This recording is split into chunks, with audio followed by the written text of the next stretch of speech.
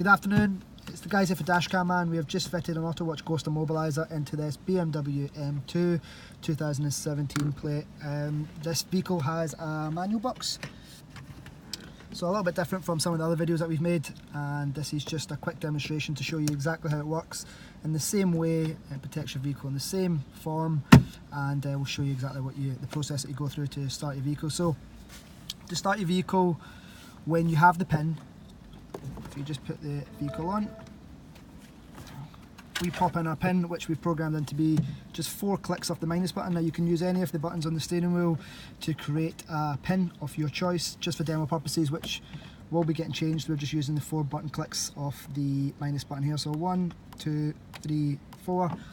You should see that the engine management light will flash, and that will allow us now to put our foot on the clutch and start the vehicle, and you'll see that the vehicle retains its revs.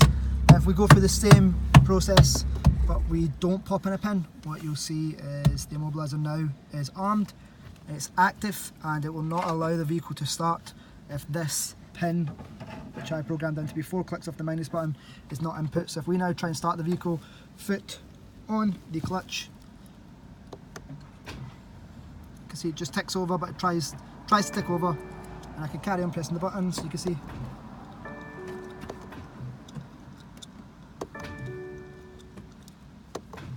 And the vehicle will not start, so it's completely immobilised until you pop in your pin. So if I pop in my pin now, 1, 2, 3, 4, little flash of the engine management light, and now